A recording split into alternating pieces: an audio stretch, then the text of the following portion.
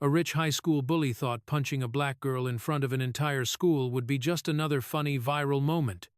He had the money, the football scholarship, the principal protecting him, and a crowd ready to laugh while she bled on the pavement.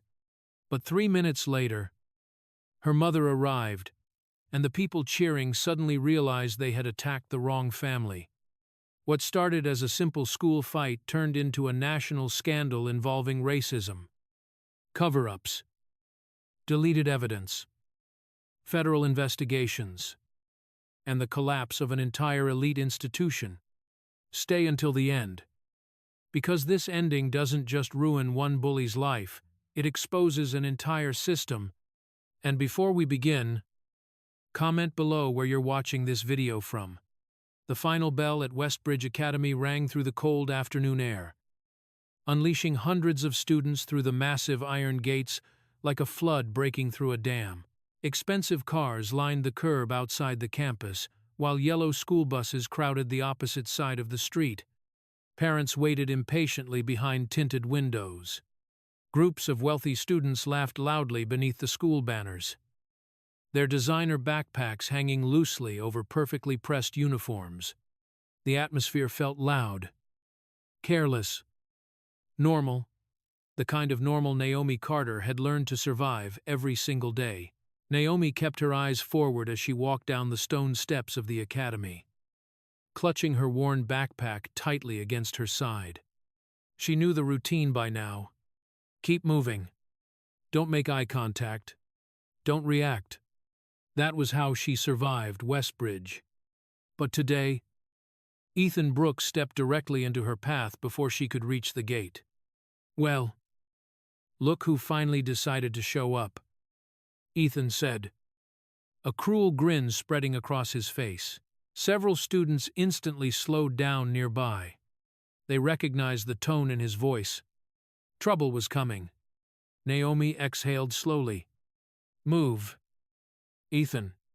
Ethan laughed as if she had told a joke. Behind him stood Olivia Kane, his blonde girlfriend, already holding her phone vertically, with the live stream running. Naomi could hear the faint digital echo of her own face appearing on hundreds of screens. Guys, Olivia giggled toward the camera. Apparently, Naomi thinks she's too good to help Ethan with his history paper anymore. A few students snickered nearby. Naomi stared at her. Turn that off. Oh my God. Olivia mocked dramatically. She's giving orders now. Ethan stepped closer, lowering his voice just enough to sound dangerous. You embarrassed me in class. I said no. Naomi answered firmly. That's it. No. Ethan repeated, nodding slowly. You forgot who you're talking to. Naomi tried to walk around him, but Ethan shifted sideways and blocked her again. The crowd near the gate grew thicker. Some students pulled out their own phones now. Others simply watched with entertained smiles, eager for another public humiliation. Westbridge Academy loved pretending it was a prestigious institution built on discipline and excellence. But everybody knew the truth. If your parents had enough money, enough influence, enough connections, the rules disappeared. And Ethan Brooks came from one of the richest families in the state. You know what your problem is? Ethan asked loudly. People like you get scholarships here and suddenly think you belong with us. The words landed heavily in the air. Several students exchanged uncomfortable glances. Others laughed. Naomi felt her jaw tighten. But she refused to give him the reaction he wanted. I'm leaving. Again. She attempted to walk away. Again. Ethan grabbed her arm. This time harder. Naomi winced as his fingers dug painfully into her wrist. Don't touch me, she snapped. Oh. Relax. Ethan scoffed. Why are you always so aggressive? Olivia laughed loudly behind the camera. She's about to start a fight. Guys. Naomi looked around desperately for help. Two teachers stood less than 20 feet away near the security booth. One briefly looked toward the commotion, then immediately turned away and pretended to continue his conversation. The other stared down at his phone. Neither moved. Not one adult stepped forward. The realization burned worse than humiliation. The crowd sensed it too. Once students realized no authority figure would interfere, the atmosphere shifted instantly. The tension transformed into entertainment. "Say something back," one boy shouted. "Yo, Ethan." She scared. Another laughed. Naomi slowly pulled her arm free. "You're pathetic." The smile vanished from Ethan's face. For one brief second, genuine rage flashed in his eyes. "What did you say?" Naomi stared directly at him now. "No fear. No apology." "I said you're pathetic." The crowd erupted. Some gasped. Others screamed excitedly. Olivia nearly dropped her phone from shock. "Oh, my God." Ethan's ego cracked visibly in front of everyone, and people like Ethan Brooks could tolerate many things. Humiliation was not one of them. "You think you're better than us," Ethan barked. "You should be grateful this school even lets you in." Naomi shook her head slowly. "You're proving exactly who you are." That sentence destroyed whatever self-control Ethan had left. Without warning, he grabbed Naomi violently by the shoulder and yanked her backward toward the front gate.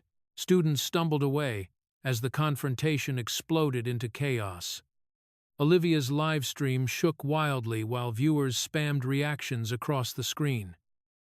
Someone yelled excitedly. "Fight! Fight!" Naomi tried to regain her balance, but Ethan's fist slammed directly across her face before she could react. The impact echoed sickeningly. Her body crashed sideways onto the pavement beside the gate. A collective scream burst from the crowd. For a moment, the entire world went silent.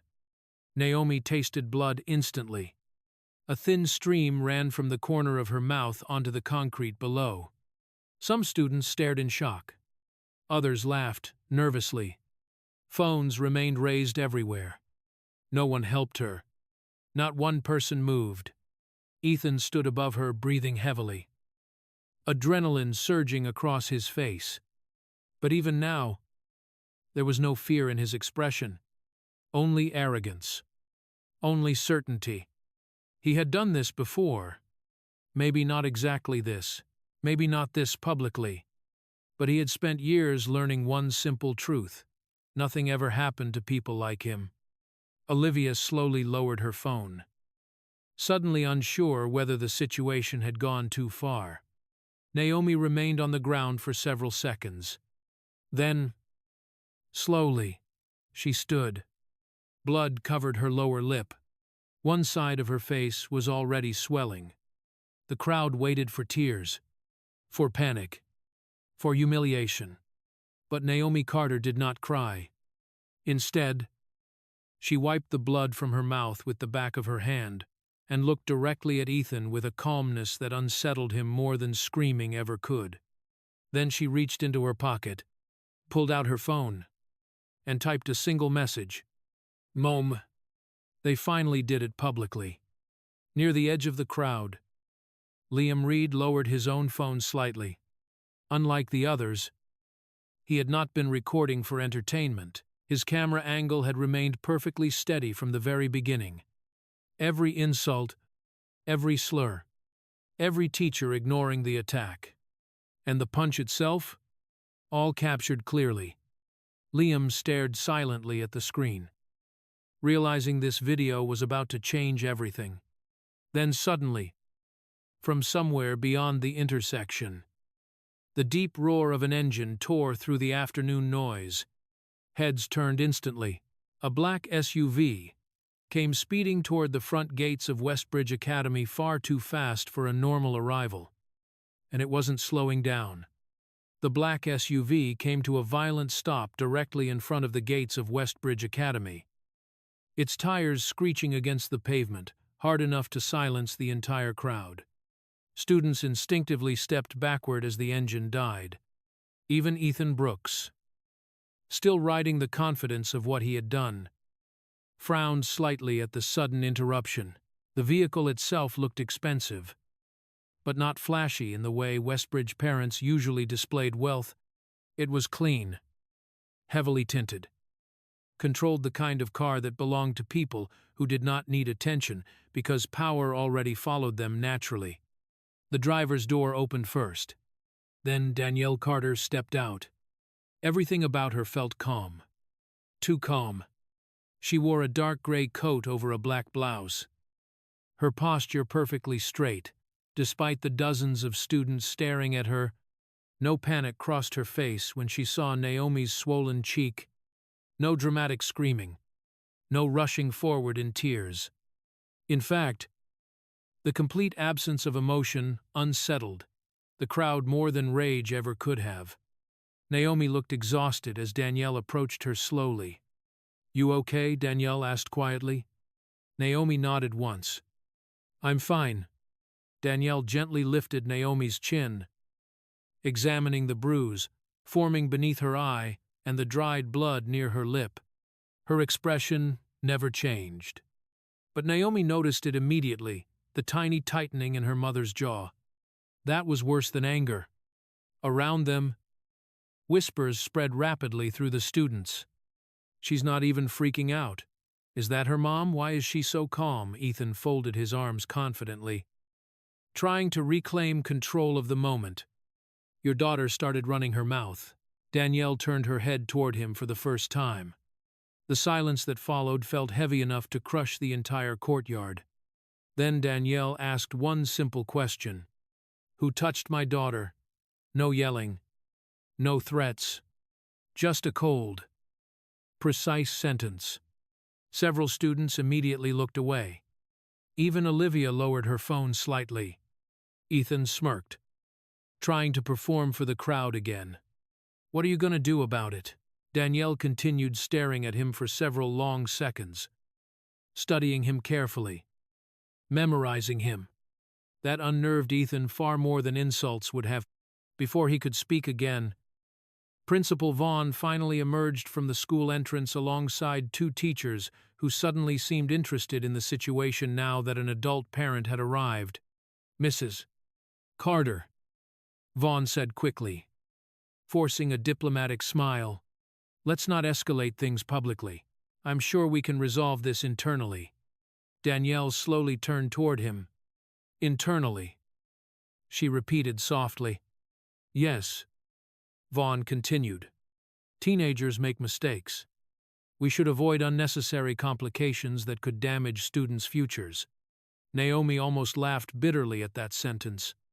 Damage students' futures. As though her future had not mattered 5 minutes ago while she bled on the pavement. Danielle looked around at the gathered students. Phones still raised. Teachers pretending discomfort now that consequences might exist. Ethan standing arrogantly near the gate without a trace of remorse. Then she looked back at Vaughn. "My daughter was assaulted in front of your staff."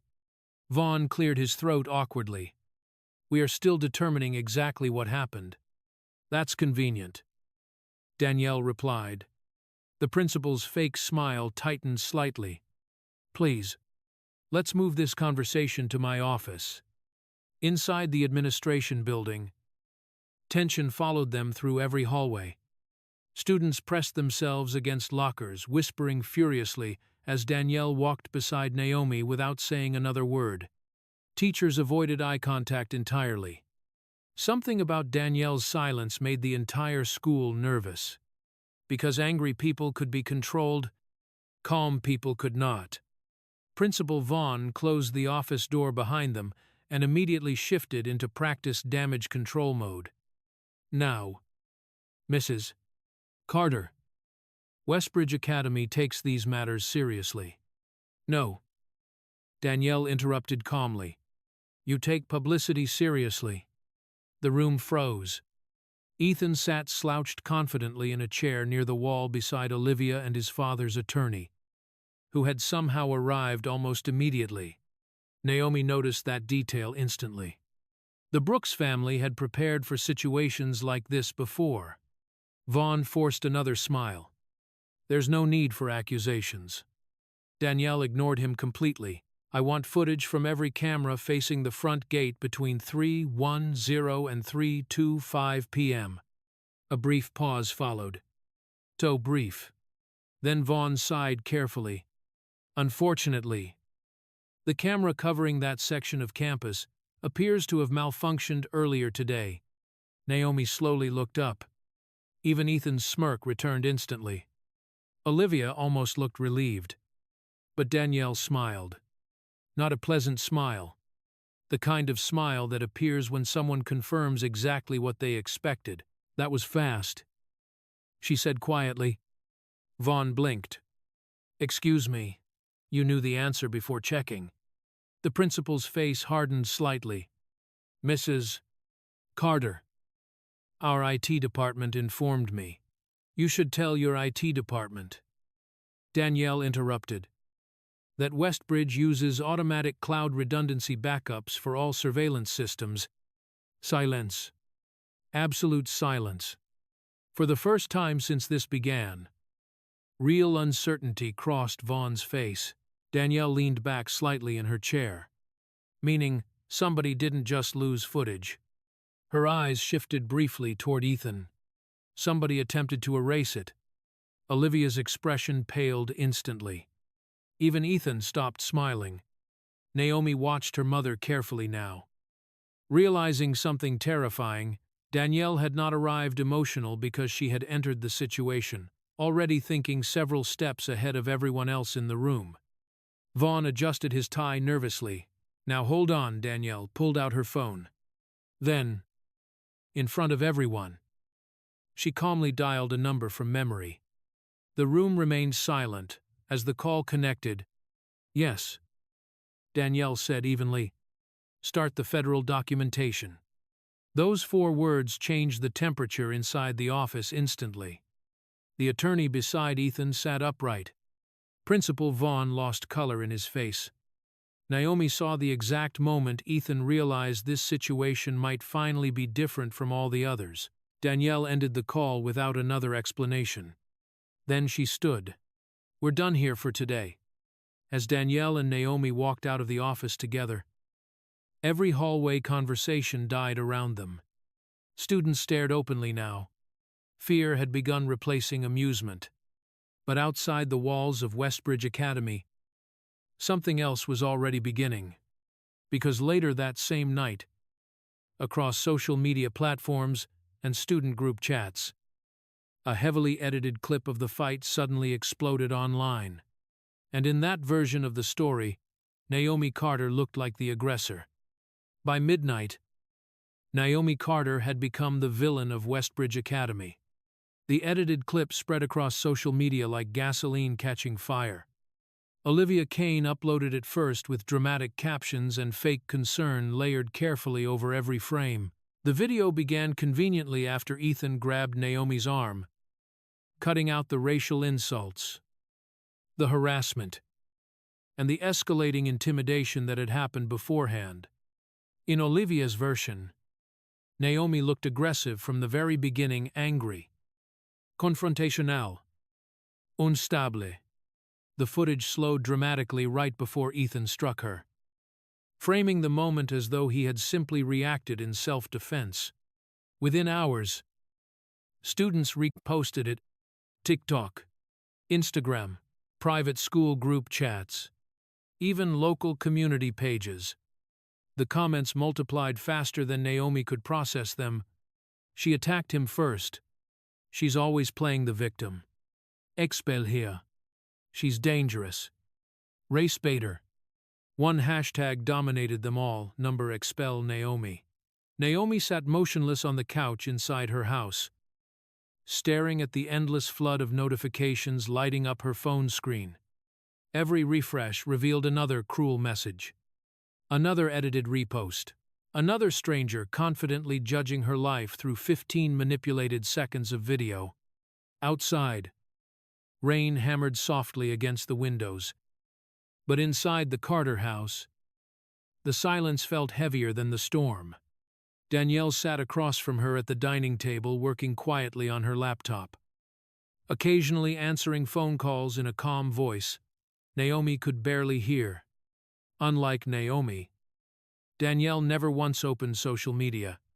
She already knew how these situations worked. Truth moved slowly. Lies traveled instantly. Naomi swallowed hard as another notification appeared. Violent scholarship girl attacks Westbridge student.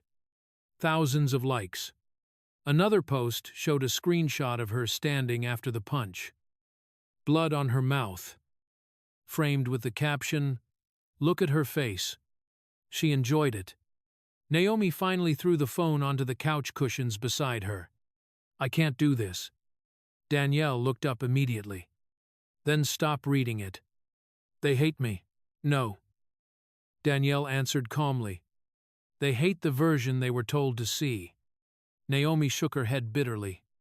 "Doesn't matter. It's working." And it was. By morning, Westbridge Academy felt completely different.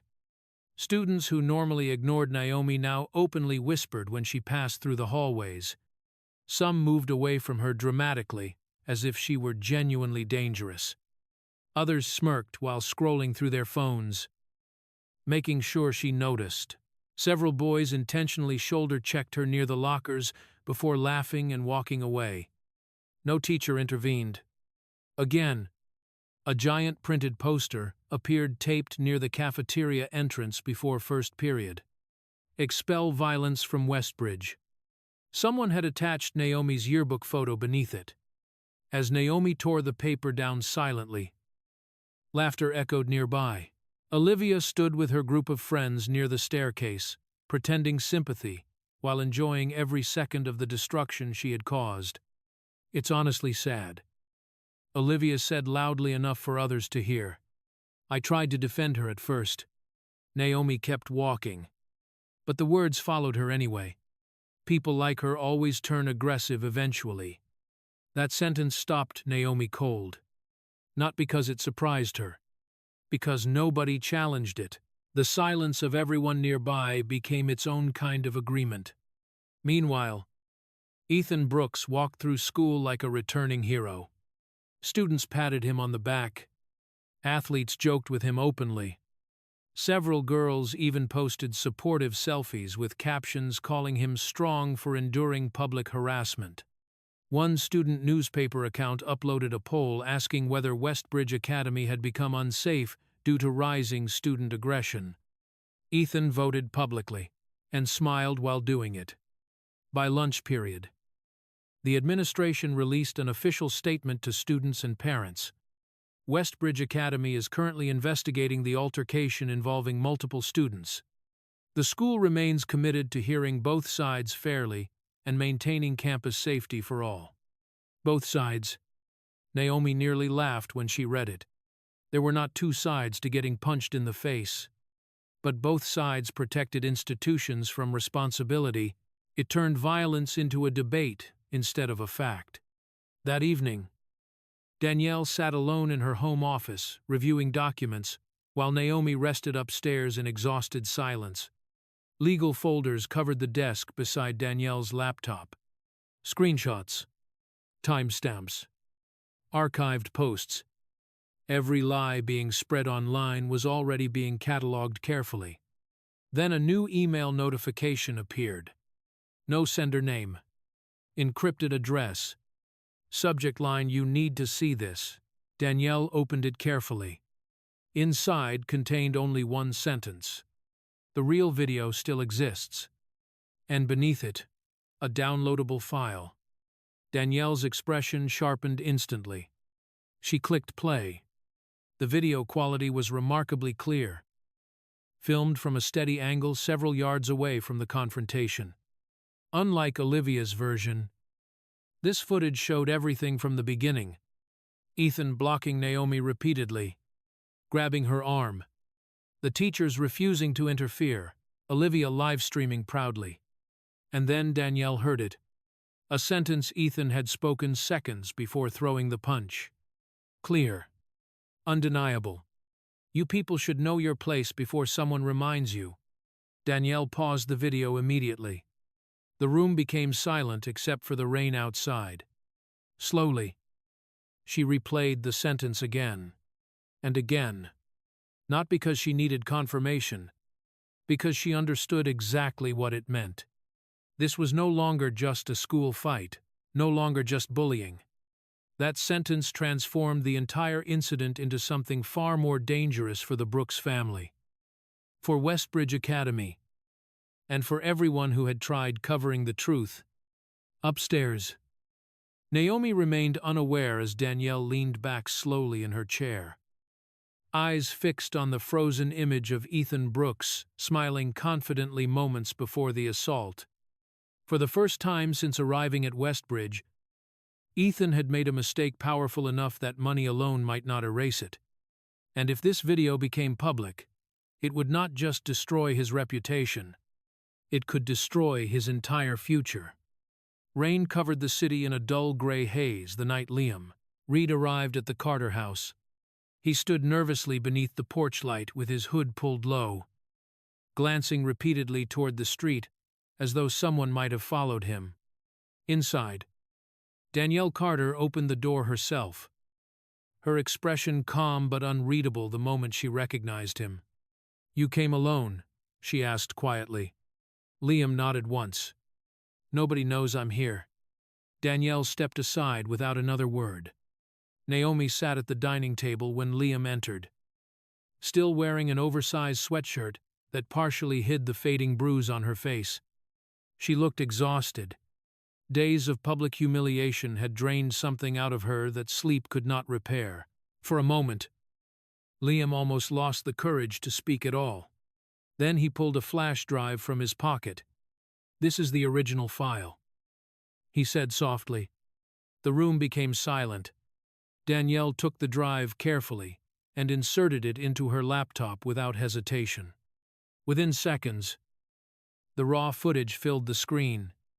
Unlike Olivia's manipulated clip, this version felt brutally honest. The shaky noise of students gathering, Ethan blocking Naomi repeatedly, Olivia laughing behind the live stream camera, teachers watching from nearby without intervening. Then came the sentence, clear enough to leave no room for interpretation. "You people should know your place before someone reminds you." Even after hearing it multiple times earlier, Danielle still felt the same cold fury settle beneath her skin. The statement carried generations of poison inside it: entitlement, racism, dehumanization, all compressed into one smug sentence spoken by a boy who genuinely believed the world would protect him afterward. And until now, the world had. The video continued. Ethan's fist connected violently against Naomi's face. The crowd screamed. Teachers froze. No one helped. When the footage ended, silence lingered heavily around the dining room. Naomi looked down at the table. "If you release that video, everything gets worse." Danielle turned toward her slowly. "Worse for who?" "For everybody," Naomi whispered. "You saw what happened online already. They'll say we're destroying his life." Danielle's eyes hardened slightly. He made the choice that destroys his life. But Westbridge will bury it somehow. Naomi said bitterly. "They always do." Liam finally spoke again, his voice quieter than before. "She's right about that." Danielle looked at him carefully. "What do you mean?" Liam hesitated. For the first time since arriving, genuine fear crossed his face. "This isn't the first time." The room grew still again. Liam swallowed hard before continuing. "Last year there was another student, Marcus Hill, sophomore, basketball team." He stared at the floor while speaking. "Some guys kept targeting him online. Locker room stuff, slurs, fake posts, threats." Naomi frowned slightly. "I never heard about that, because the school buried it," Liam answered. Danielle remained silent, allowing him to continue. "One night Marcus tried to kill himself." Naomi's eyes widened. Liam's voice cracked faintly now. He survived. Barely. But his family transferred him out after the school convinced everyone to keep quiet. Principal Vaughn said public attention would damage student futures. The exact same language. Danielle immediately recognized the pattern. Protect the institution. Protect wealthy families. Silence victims. Erase consequences. Liam looked up finally. Anger. Replacing fear for the first time. They made it disappear. Like it never happened. Danielle leaned back slowly in her chair, processing every piece together with terrifying clarity now. This was no longer about Ethan Brooks alone. Ethan was simply the visible symptom of something much larger. A culture Westbridge Academy had spent years protecting behind prestige, donations, and carefully managed public image. Upstairs, somewhere in the house, Naomi's phone vibrated again with another flood of hateful notifications. Downstairs, Danielle made a decision. The next morning, Principal Vaughn summoned Liam into his office before first period. The atmosphere inside felt cold and rehearsed. Vaughn sat behind his polished wooden desk with two administrators beside him, files already prepared neatly in front of them. Liam instantly understood. This was not a conversation. It was pressure. We're concerned about certain rumors. Vaughn began smoothly, specifically regarding unauthorized recordings. Liam said nothing. Vaughn folded his hands carefully. You're an excellent student. Liam. Full academic scholarship. Bright future. The message underneath the compliment was obvious. It could all disappear.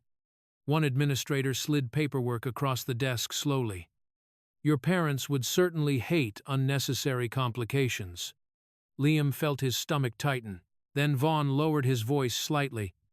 If harmful misinformation spreads, the school may have no choice but to reevaluate student conduct violations related to privacy policies and campus disruption. Translation: stay quiet, or lose everything. Liam stared at them in disbelief. Not because he was surprised, but because they were doing exactly what he feared they would do. Again, another student. Another cover-up. Another attempt to protect powerful families while sacrificing whoever lacked influence. For the first time, he realized Westbridge Academy was not failing accidentally.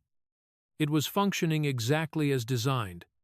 Meanwhile, across town, Danielle sat inside a private office, reviewing legal documents while the original footage replayed silently on a monitor beside her. Every second of the video strengthened the case further. The racial language, the assault, the administrative negligence, the attempted evidence deletion, the intimidation of witnesses. One lawsuit could destroy Ethan Brooks. But Danielle no longer cared about Ethan alone. Because Ethan had been created by something larger, protected by it, enabled by it, and unless that entire system was exposed publicly, another student like Naomi or Marcus would eventually suffer the same fate again. Danielle closed the file slowly. Then she made her decision. We're not suing the boy, she said calmly to the attorney across from her. The man blinked. Then, who Danielle's eyes never left the frozen image of Westbridge Academy displayed on the screen. We're going after the institution. Outside, the storm finally began to clear. But by sunrise the next morning, Westbridge Academy would discover that the real disaster was only beginning, because sometime during the early hours before dawn, the original video leaked nationwide. By 8 o'clock the next morning, Westbridge Academy no longer looked like a prestigious private school. It looked like the center of a national scandal. News vans lined both sides of the street outside the campus gates. Reporters stood beneath bright cameras despite the cold morning wind, speaking urgently into microphones, while students hurried past with their heads lowered. Helicopters circled overhead. Police vehicles blocked sections of the road to control the growing crowd gathering outside the school. and across nearly every social media platform in America. The same video continued spreading faster by the minute. Not the edited clip. The real one. The internet had heard Ethan Brooks clearly. You people should know your place before someone reminds you. Then came the punch. Again. And again. Millions watched it. This time, nobody was laughing. Inside the school, panic spread through the administration building like a disease. Teachers whispered nervously in hallways while parents flooded the front office with furious phone calls demanding explanations. Several wealthy donors threatened to withdraw support unless the school controlled the media narrative immediately. Others demanded Principal Vaughn resign before federal investigators became involved. But the damage had already escaped containment. The truth was moving too fast now. In classrooms throughout Westbridge, something unexpected began happening. Students who had remained silent for years suddenly started talking. One black sophomore posted screenshots of racial jokes from a private student group chat. A Latino student described being called scholarship diversity points by classmates. An Asian student revealed a teacher once ignored repeated harassment because the accused student's father funded the athletic center. Story after story flooded online beneath new hashtags, replacing number, expel Naomi. Number, Westbridge exposed. We believe Naomi. Number, how many more? The school's carefully polished image cracked wider with every passing hour.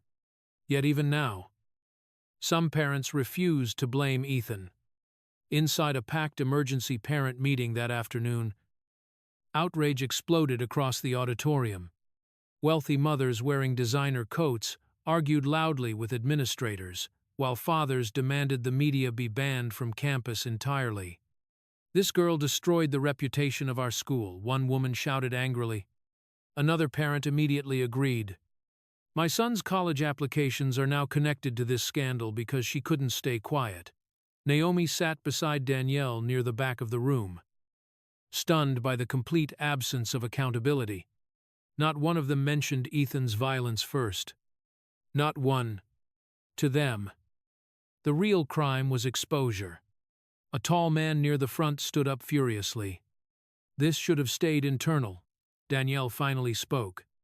"That sentence," she said calmly, "is exactly why this happened." The room fell silent briefly. But only briefly. Then the shouting returned even louder. Meanwhile, Ethan Brooks remained hidden inside his family's estate across town, while the internet dismantled his life in real time. His social media accounts vanished overnight. But clips of the assault continued circulating endlessly. Former classmates reposted old stories about him bullying other students. Anonymous accusations multiplied by the hour. Even students who once admired him now distanced themselves publicly. For the first time in his life, Ethan experienced something unfamiliar: consequences, and he was completely unequipped to handle them. Inside his bedroom, Ethan stared at his phone in disbelief, while thousands of comments flooded every remaining post connected to his name. "Racist. Coward. Expel him. Arrest him." His hands trembled slightly as another news alert appeared. National Civil Rights Group calls for investigation into Westbridge Academy. Ethan threw the phone across the room hard enough to crack the screen. Downstairs, his parents argued with attorneys behind closed doors. Upstairs, Ethan slowly realized the certainty he had carried his entire life. The belief that money and connections could erase anything was beginning to fail. At Westbridge, the pressure inside the administration building became unbearable.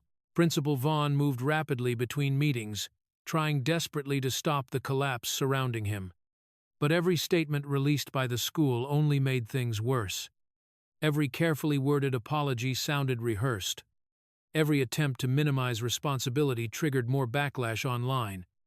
Then, shortly after sunset, Danielle received a message requesting a private meeting. No name, No explanation. Only a classroom number. Room 214. Danielle arrived alone. Inside, a middle-aged teacher stood nervously beside a desk, clutching a thick folder against his chest. He kept glancing toward the hallway before finally locking the classroom door behind her. "You shouldn't be here," he whispered immediately. Danielle studied him carefully. "Then why ask me to come?" The teacher swallowed hard. "Because they're lying about how long this has been happening." Slowly, he placed the folder onto the desk between them. Inside were printed emails, incident reports, disciplinary records, internal conversations. Danielle opened the first document and immediately felt her stomach tighten.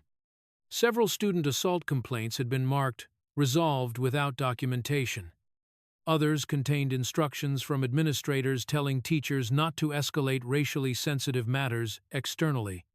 One email in particular froze Danielle completely. Subject line: reputational containment. Attached beneath it was a list of student incidents quietly erased from official records over the past 4 years. And Ethan Brooks' name appeared repeatedly. 5 separate violent complaints. One involved shoving a student into a locker while using racial slurs. Another described threatening behavior during a football trip. One case mentioned a physical altercation at a party, resulting in hospitalization. Every single file ended the same way: no formal disciplinary action recommended. Danielle looked up slowly. These were buried. The teacher nodded weakly. "Every time. Why come forward now?" His eyes lowered in shame. "Because I watched them do it to Marcus too." The room became silent again. Danielle turned another page. Then she saw the signature: Principal Adrian Vaughn. Direct approval. Every single time. The realization hit harder than she expected. Vaughn had not merely ignored the system protecting Ethan Brooks. He had personally operated it. The principal had knowingly erased violence, intimidation, racial harassment, and misconduct for years, while students suffered in silence around him. Danielle closed the folder carefully. Outside the classroom windows, reporters still crowded the school entrance while flashing cameras illuminated the dark parking lot like lightning. Westbridge Academy was no longer dealing with a single viral incident. It was unraveling from the inside. And somewhere across town, Ethan Brooks sat alone in his darkened bedroom, beginning to understand a terrifying truth. This scandal was no longer something his family could simply buy their way out of. 3 days earlier, Ethan Brooks had still believed his future was untouchable. Now he sat alone in the dark kitchen of his family's mansion, staring at a series of emails that felt like slow, deliberate executions. The glow from his laptop reflected across his exhausted face, while silence filled the enormous house around him. Outside, reporters still waited beyond the gates despite the late hour, their camera flashes occasionally breaking through the windows like distant lightning. The first email came from Hartwell University. After careful review, "We are suspending all scholarship considerations, pending investigation into recent events." The second came from another school, then another, and another. Every scholarship offer Ethan had spent years bragging about began disappearing one by one. Football scouts stopped answering calls. Recruitment pages quietly removed his highlights. National sports blogs reposted the assault video beside headlines questioning how many warnings had been ignored before the public finally saw the truth. Even the companies sponsoring Westbridge Academy's football program started pulling away.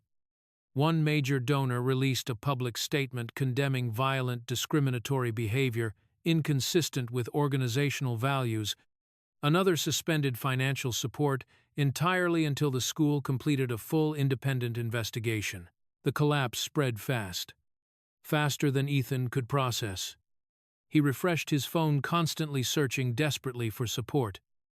But the messages never came.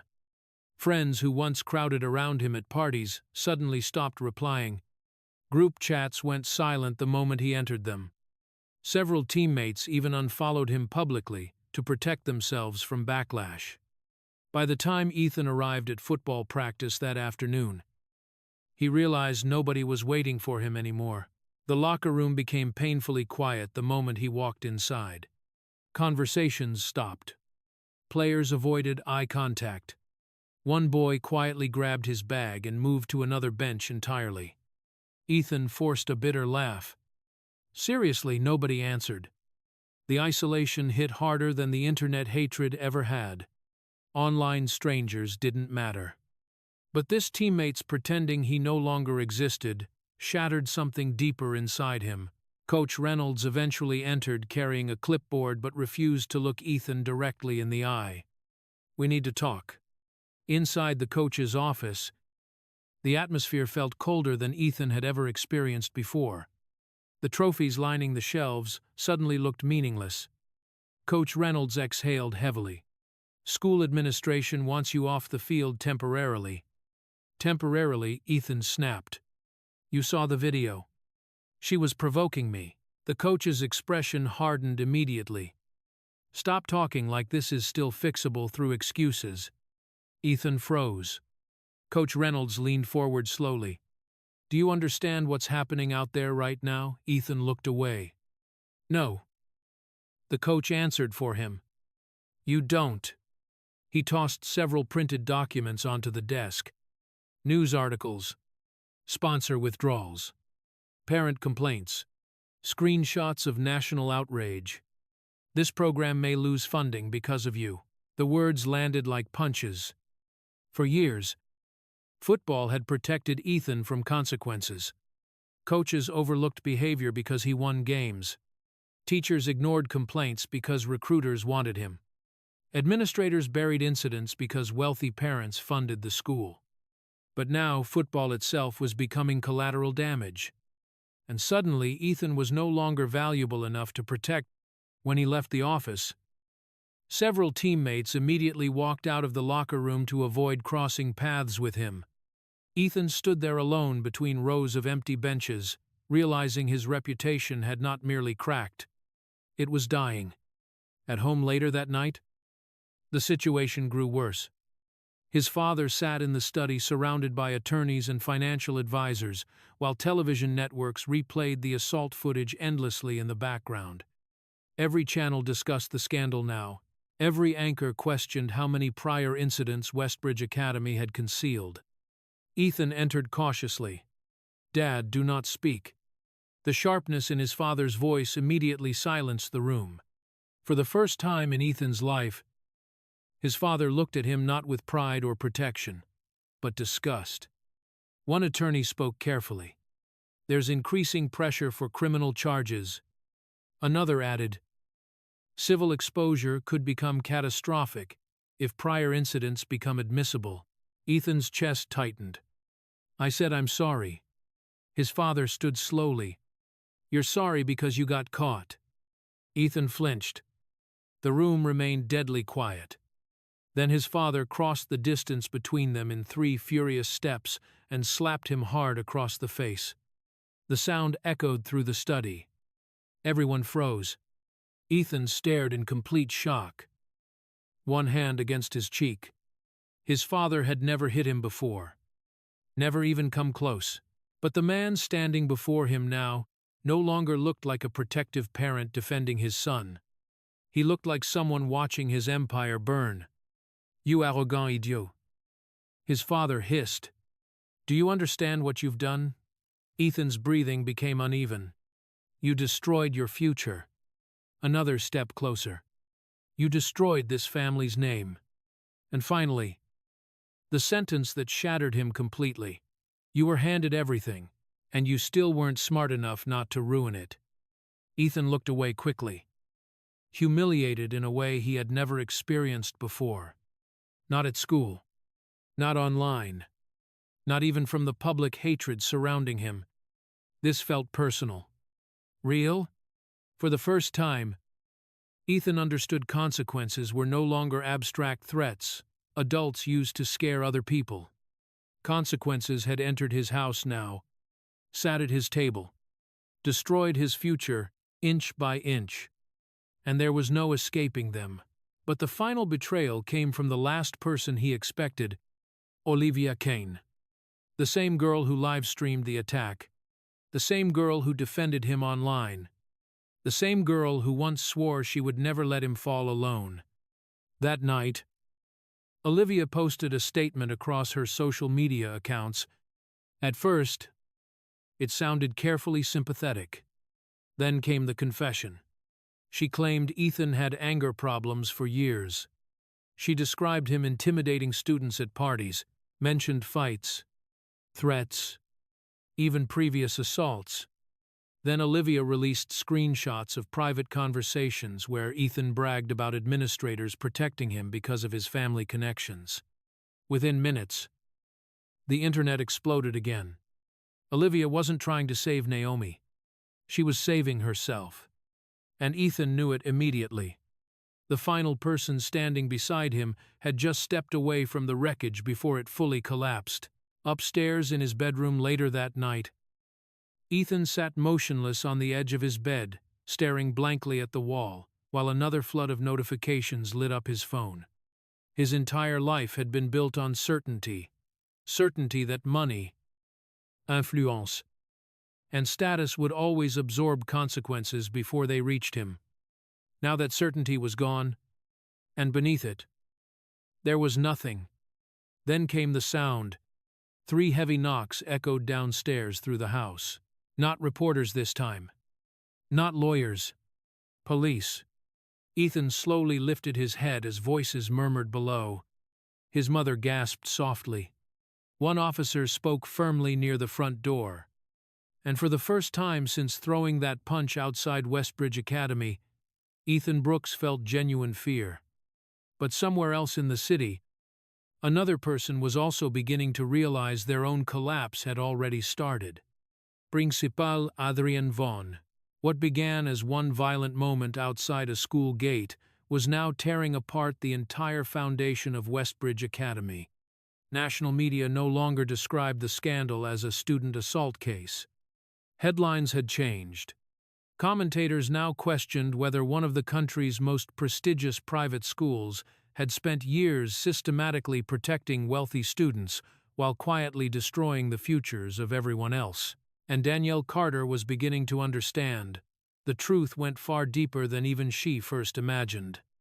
Late one evening, she stood inside a dim records archive, beneath the administration building of Westbridge Academy.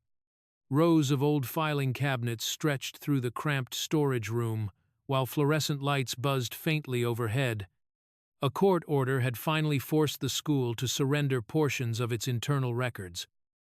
Though Danielle already suspected important documents had disappeared long before investigators arrived, still, enough remained. Folders covered the table before her scholarship evaluations. Disciplinary records. Teacher recommendations. Internal emails. At first glance, everything appeared ordinary. But Danielle had spent years working in systems designed to hide discrimination behind technical language. And patterns always revealed themselves eventually. She opened one academic review after another. Minority students with excellent grades repeatedly labeled socially incompatible. Scholarship renewals denied over vague behavioral concerns. Black students disciplined more severely for identical infractions committed by wealthy white students. Low-income scholarship students quietly removed from advanced placement programs after donor complaints about classroom balance. Every file alone looked defensible. Together, they looked deliberate.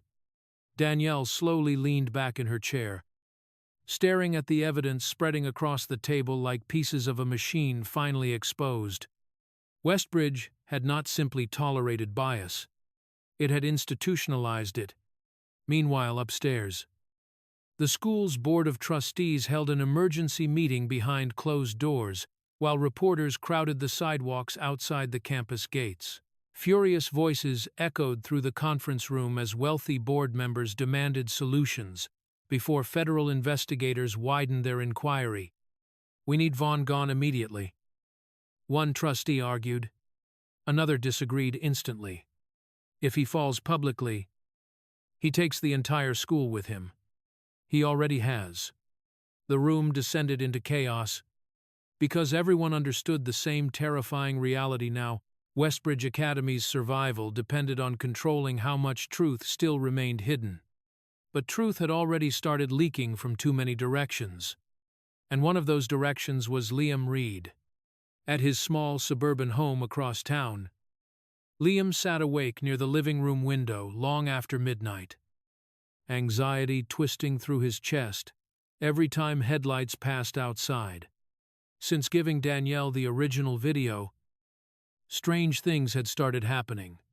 Anonymous calls, blank messages from hidden numbers, cars slowing near his house late at night.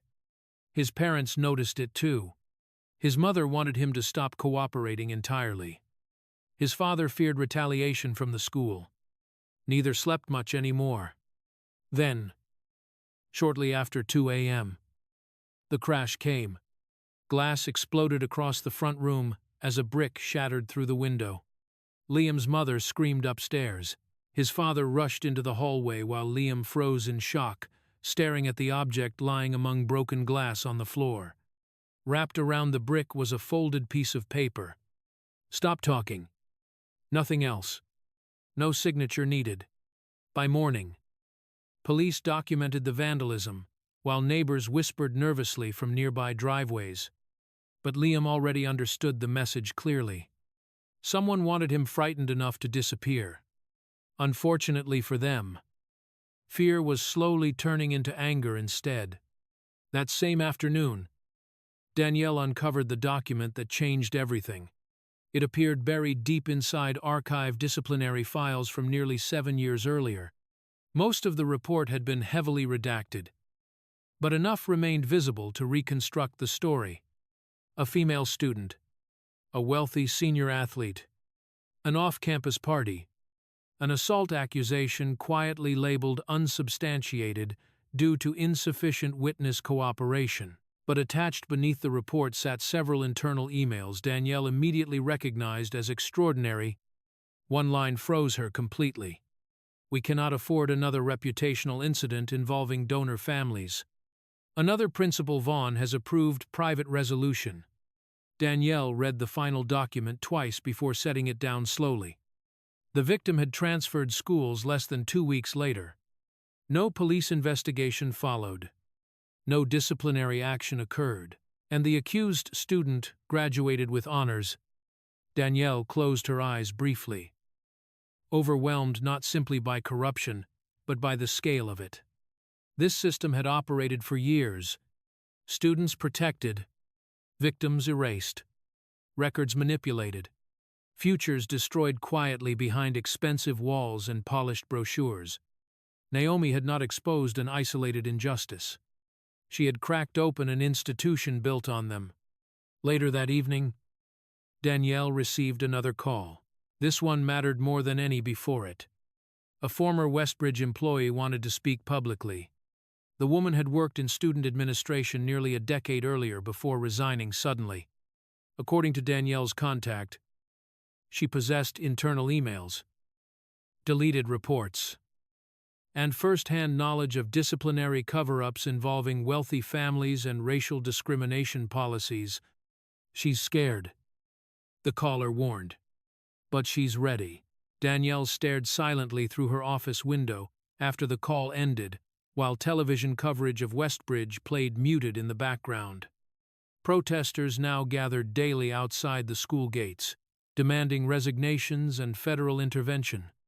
Civil rights organizations publicly called for investigations into systemic discrimination.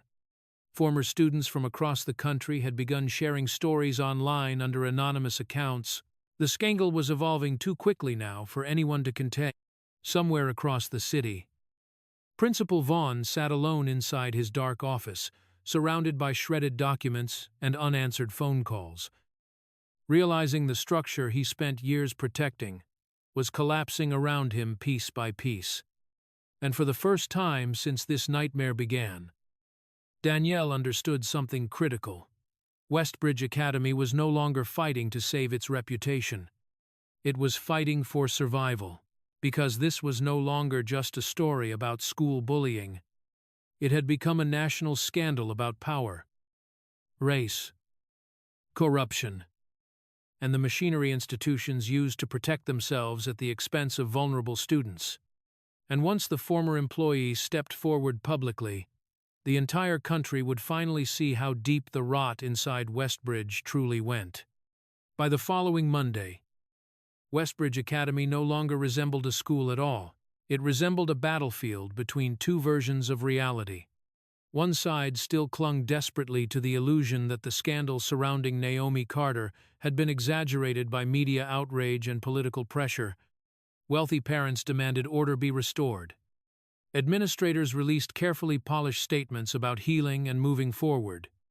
Supporters of Principal Vaughn insisted the school remained a victim of public hysteria. But the other side, the students who had spent years swallowing humiliation in silence, had finally stopped being afraid. At exactly 10:15 that morning, classroom doors across Westbridge Academy began opening simultaneously. First came a few students, then dozens, then hundreds. Teachers watched in stunned silence as entire rows stood up and walked calmly out of class without permission. Footsteps echoed through every hallway while students flooded toward the central courtyard carrying handwritten signs, phones, banners, and years of buried anger. No more silence. Westbridge protected racism. We were never safe here. The walkout spread faster than administrators could react. Students poured down staircases, across hallways, and through the main building, exits, until the entire front lawn became crowded with hundreds of teenagers refusing to return to class. Some cried openly. Others shouted chants toward the administration building. News helicopters hovering overhead immediately shifted focus toward the rapidly growing protest below. Outside the campus gates, reporters sprinted into position as live broadcasts interrupted morning programming nationwide. This is happening in real time. One journalist announced breathlessly into the camera, students at Westbridge Academy appear to be staging a mass protest following allegations of systemic racial discrimination and institutional cover-ups. Near the center of the crowd, Naomi Carter stood frozen for a moment in disbelief. She had spent years trying not to be noticed inside these walls. Now hundreds of students were risking punishment simply to stand beside her. Danielle remained several feet away near the edge of the courtyard, watching carefully while cameras flashed around them non-stop. Even she looked surprised by the scale of what was unfolding. Because this was no longer about one victim. The students themselves had become witnesses now. And witnesses were dangerous. Inside the administration building, panic exploded. Principal Vaughn stormed through hallways, barking orders, while board members shouted through phone calls demanding the situation be controlled immediately before investors, donors, and federal investigators escalated further. Get them back inside. Vaughn snapped at security staff. They won't listen. Then make them. Minutes later, police vehicles began arriving outside the campus. That decision changed everything. Students immediately raised their phones as officers moved toward the protest. Reporters pushed closer. Helicopter cameras zoomed downward from above, while social media live streams captured every second instantly. The image spreading nationwide became impossible to ignore. Police being called against students protesting racism inside an elite private academy already accused of systemic discrimination. The backlash exploded within minutes. Even some parents who previously defended the school began expressing horror publicly online. What are they trying to hide? Why are peaceful students being threatened? Westbridge just made this worse. And they had. Far worse. The crowd grew louder as officers attempted pushing students backward toward the building entrances. Several teenagers sat directly on the pavement, refusing to move. Others linked arms while chanting Naomi's name repeatedly across the courtyard. Then suddenly someone shouted, "Naomi, speak." The chant spread immediately. Naomi, Naomi, Naomi. Naomi's heart pounded violently. She shook her head instinctively at first, overwhelmed by the cameras, the noise, the pressure. But the students continued chanting louder, not demanding entertainment, demanding leadership. Danielle stepped beside her quietly. "You don't owe anybody a speech." Naomi looked around at the faces surrounding her. Black students, Asian students, Latino students, scholarship students, even white students standing silently with signs raised high. Many looked terrified, but they stayed anyway. And Naomi realized something important in that moment. Silence had protected Westbridge for years. Maybe speaking was the only thing left powerful enough to break it.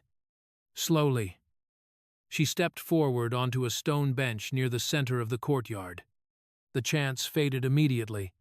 Even reporters stopped talking. Hundreds of students stared upward, waiting. Naomi's voice trembled slightly at first, then steadied. "I used to think surviving this place meant staying quiet." The courtyard remained completely silent now, except for distant helicopter blades overhead. Naomi looked directly toward the administration building. But silence didn't protect anybody. Several students lowered their heads emotionally. Naomi swallowed hard before continuing. "I'm not the first student treated like this here." Her voice strengthened now. "I'm not the first student humiliated, or threatened, or ignored." She paused briefly, eyes scanning the crowd. "I'm just the first person they couldn't silence." The sentence landed across the courtyard like thunder. Several students began crying openly. Others erupted into applause. Reporters immediately repeated the quote, live across national broadcasts. Inside the administration building, Principal Vaughn watched from an upstairs window with growing horror as controls slipped entirely beyond recovery. Because Naomi Carter had just transformed from victim into the face of a movement. By late afternoon, the consequences arrived. Federal officials released a statement confirming that the FBI Civil Rights Division had formally opened an investigation into Westbridge Academy regarding allegations of systemic racial discrimination, evidence suppression, and institutional misconduct. The news detonated across every network in America. Westbridge was no longer merely disgraced. Now it faced federal scrutiny. And for the first time since this nightmare began, genuine fear spread through every level of the institution. Teachers feared exposure. Board members feared lawsuits. Parents feared public association. Administrators feared prison. As sunset fell over the crowded streets outside Westbridge Academy, students slowly dispersed, while media crews continued broadcasting late into the evening. Protest signs remained scattered across the lawn like evidence after a storm. Naomi stood silently beside Danielle, watching flashing news cameras in the distance. Then Danielle's phone vibrated. One message. Unknown number. But attached beneath it was a name Danielle recognized immediately from the buried records she uncovered days earlier, the former student from the assault case 7 years ago. And below the name, only one sentence appeared. "I'm ready to tell everyone what Westbridge did to me." Naomi slowly looked up at her mother, because they both understood the same terrifying truth now. The worst secrets inside Westbridge Academy still had not been revealed. By the end of the week, the story of Westbridge Academy had become the biggest news scandal in the country. Every major network covered it non-stop. Political commentators argued over systemic racism in elite education. Civil rights attorneys demanded criminal investigations.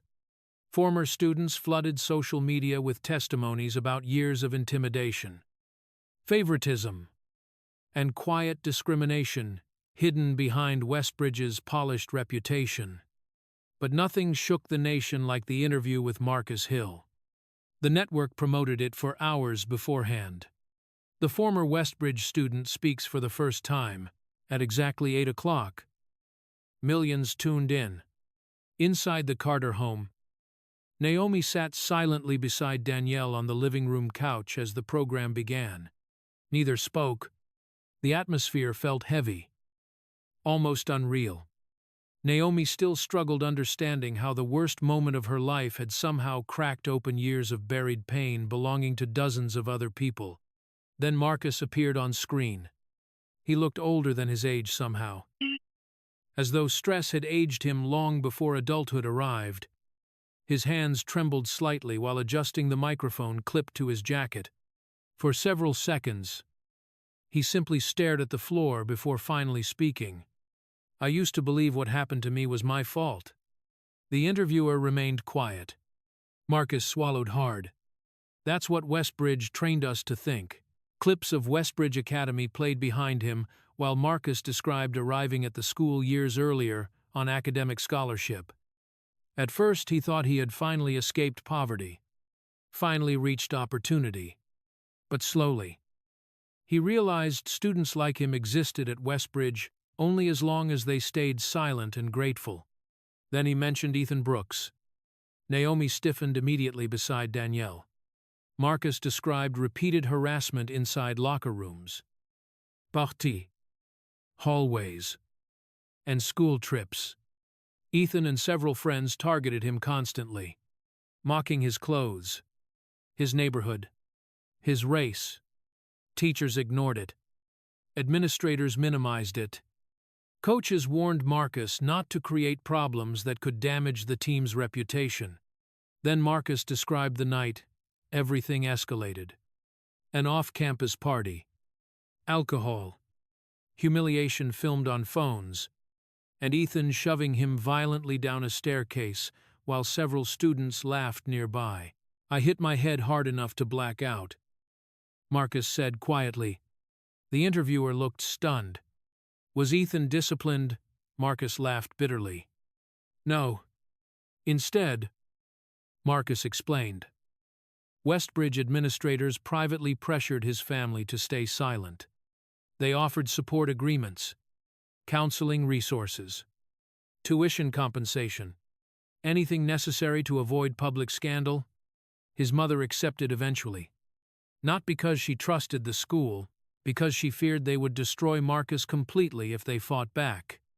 Then came the sentence that changed the entire interview.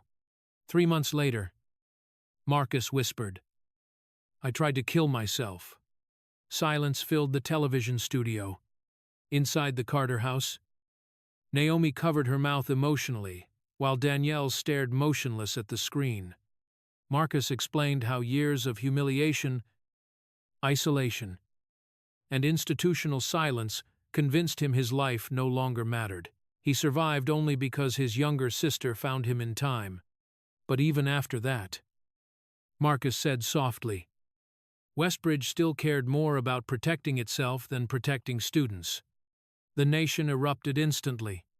Social media exploded with outrage so intense, several major political figures publicly demanded criminal accountability.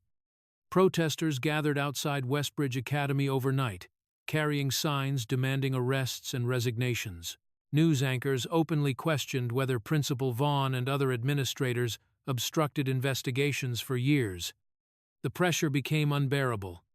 Inside emergency board meetings, trustees shouted over each other in panic, while attorneys warned the school faced catastrophic legal exposure. Donors fled publicly now, desperate to distance themselves before the institution collapsed entirely. And at the center of every headline sat Ethan Brooks, the boy once treated like untouchable royalty, now portrayed nationwide as the face of privilege weaponized against vulnerable students. Inside his family's mansion, Ethan watched Marcus's interview alone in near darkness. At first he reacted with anger. "He's lying," Ethan muttered repeatedly, but his voice lacked conviction now, because deep down, Ethan remembered every moment Marcus described. The staircase, the laughter, the administrators who protected him afterward. He remembered all of it. And for the first time since this began, Ethan finally stopped seeing himself as misunderstood. He saw himself through everyone else's eyes. A silence settled over the room after the interview ended. Then Ethan looked at his reflection faintly mirrored in the black television screen. And suddenly he broke. Not dramatic screaming. Not rage. Just collapse. His breathing became uneven before tears finally came violent. Uncontrollable. Humiliating tears he could no longer suppress. Ethan buried his face in his hands while years of entitlement, arrogance, and certainty shattered under the weight of consequences finally too massive to escape. Everything was gone now. The scholarships, the football career, the friends, the reputation, the protection. Even his own family barely spoke to him anymore except through attorneys. For the first time in his life, Ethan Brooks understood something Marcus Hill had learned years earlier. Some damage never fully disappears. Across town, Naomi watched the same interview with tears in her eyes. But what she felt was not victory. It was grief. Grief for Marcus. For herself. For every student forced into silence, long before cameras finally paid attention. Danielle turned off the television slowly. Then her phone rang. One of the attorneys. She answered immediately. Yes. A long pause followed while she listened carefully. Then Danielle's expression hardened. They scheduled it. Another pause. I understand. She ended the call slowly. Naomi looked up anxiously. What happened? Danielle stared toward the dark television screen for several seconds before answering. The Board of Trustees just called an emergency disciplinary hearing. Outside, sirens echoed faintly, somewhere beyond the neighborhood, while news helicopters still circled above the city. Westbridge Academy stood surrounded by barricades now. Its once prestigious gates covered with protest signs and television crews broadcasting non-stop updates. But inside the school, everyone understood the same terrifying reality. This hearing would not simply determine whether Principal Vaughn survived or whether Ethan faced expulsion. It would decide whether Westbridge Academy itself could survive what was coming next. Because after Marcus Hill's testimony, the country no longer wanted apologies. The country wanted accountability. And for the people who spent years hiding the truth behind those expensive walls, Judgment Day had finally arrived. The emergency disciplinary hearing began under the glare of national attention. Outside Westbridge Academy, satellite trucks crowded the streets before sunrise while reporters stood shoulder to shoulder behind police barricades waiting for updates. Protesters gathered across the sidewalks carrying signs, demanding justice for students who had spent years ignored inside the institution's polished walls. Helicopters circled overhead again, their blades echoing across the city like distant thunder. For the first time in its history, Westbridge Academy looked vulnerable, not prestigious, not powerful, afraid. Inside the main board chamber, the atmosphere felt suffocating. Members of the Board of Trustees sat stiffly behind long wooden tables, while attorneys filled entire rows with laptops and stacks of legal documents. Federal observers occupied the back of the room, silently taking notes. Every seat carried the weight of public scrutiny now. At the center of it all sat Naomi Carter beside Danielle. Naomi's hands trembled slightly beneath the table despite her calm expression. Weeks earlier, she had been a student trying desperately to survive another day at school unnoticed. Now national media discussed her name every night, while one of the country's most elite institutions fought for survival around her. Across the chamber sat Ethan Brooks. He barely resembled the arrogant boy who once laughed outside the school gates. Dark circles hung beneath his eyes. His posture collapsed inward. Reporters snapped photographs constantly as he stared downward, avoiding every camera in the room. Near him sat Principal Adrian Vaughn, still wearing expensive suits, still trying to appear composed. But fear leaked through the cracks now. The hearing officially began at 9 o'clock sharp. Statements were read. Legal procedures explained. Then Danielle Carter stood slowly. The room fell silent immediately. Without dramatic gestures or raised voices, Danielle walked calmly toward the large presentation screen installed near the front of the chamber. Her movements carried the same terrifying composure she displayed the first day she arrived at Westbridge after Naomi was assaulted. The silence itself unsettled people more than anger ever could. Danielle connected a laptop, then looked directly toward the board. "For years," she said evenly, "this institution relied on silence to protect itself. No one interrupted her. You relied on victims being isolated, on parents being intimidated, on students believing nobody would ever listen." Her eyes shifted briefly toward Vaughn. "And you relied on evidence disappearing." Several trustees looked visibly uncomfortable. Danielle pressed play. The room filled instantly with the raw footage. No edits, no manipulation, no escape. Every second unfolded publicly now before cameras. Federal observers, attorneys, and the national press live-streaming the hearing across the country. Ethan blocking Naomi. Olivia laughing while live-streaming. Teachers watching without intervening. Then Ethan's voice echoed through the chamber clearly enough to freeze the room. "You people should know your place before someone reminds you." The silence afterward felt unbearable. Then came the punch, Naomi's body striking the pavement. The crowd laughing. The teachers still doing nothing. 3 minutes. Only 3 minutes long. But when the video ended, nobody inside that room could pretend ignorance anymore. Danielle turned slowly toward Principal Vaughn. "You saw this. Not a question. A fact." Vaughn adjusted nervously in his seat. "The school handled the matter according to available information at the time, no." Danielle interrupted sharply for the first time. "You handled it according to who had money." The room erupted into whispers. Danielle continued before anyone could stop her. "You buried violence reports. You erased disciplinary records. You intimidated witnesses. And you protected students with influence while vulnerable children suffered under your authority." Vaughn attempted speaking again. But another trustee suddenly slammed a folder onto the table. Inside were the leaked internal documents Danielle uncovered. Signed approvals. Deleted reports. Private emails. Years of concealment. One trustee looked physically sick while flipping through the evidence. Another removed his glasses entirely, stunned into silence. Then federal investigators standing near the rear of the chamber quietly approached Vaughn's seat. The room instantly understood what was happening. Principal Adrian Vaughn was being removed from the hearing. Publicly, cameras exploded with flashes while Vaughn stood shakily, trying desperately to maintain dignity as investigators escorted him toward the exit. Reporters outside immediately began shouting updates into microphones.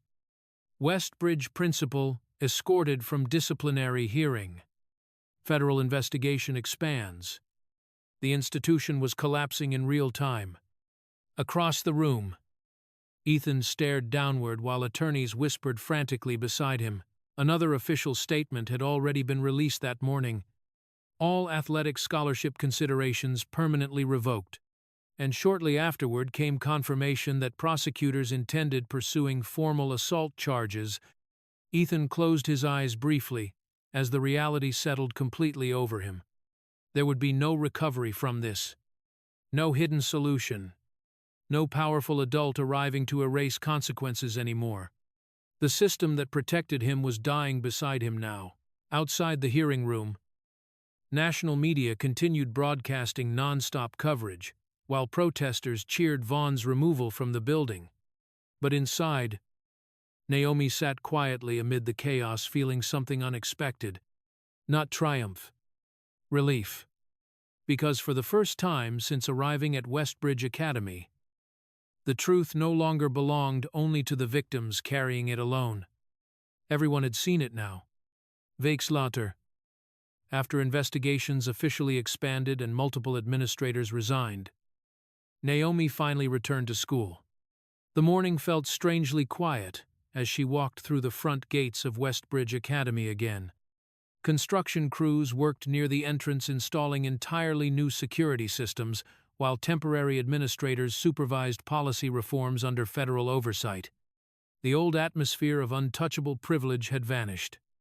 Students noticed her immediately. Conversations stopped. Hallway noise softened. Naomi instinctively braced herself for whispers. Stories. Humiliation, the same reactions she had endured for years. Instead, something entirely different happened. Students slowly stood aside as she walked forward. Some nodded respectfully. Others simply watched silently. No laughter. No phones recording. No cruelty hidden behind smiles. Only recognition, because everybody inside those walls understood now that Naomi Carter had exposed truths far larger than herself. Near the end of the hallway, a younger black girl stood clutching books tightly against her chest. She looked nervous, uncertain, almost overwhelmed seeing Naomi in person. When their eyes met, the girl smiled shyly, but it was the expression in her eyes that stayed with Naomi. Admiration. Hope. The kind Naomi herself never had when she first entered Westbridge. Outside after school, Naomi paused briefly near the exact spot where Ethan Brooks punched her weeks earlier. Workers mounted brand-new surveillance cameras above the gates, while reporters still occasionally lingered beyond the street corner, hoping for updates about the federal investigation. The bruise on Naomi's face had healed now, but the school around her never would entirely. Danielle waited nearby beside the SUV, watching quietly as Naomi looked back toward the campus one final time. The late afternoon sun cast long shadows across the entrance, where everything began, and somewhere inside the administration building, investigators continued uncovering years of buried secrets, still hidden beneath Westbridge Academy's reputation. Because Ethan Brooks thought 3 minutes would humiliate a girl, instead, they exposed an entire system. What makes this story truly terrifying isn't just the punch outside the school gate, it's how many people stood there watching, laughing, recording, protecting the bully, and pretending not to see the truth.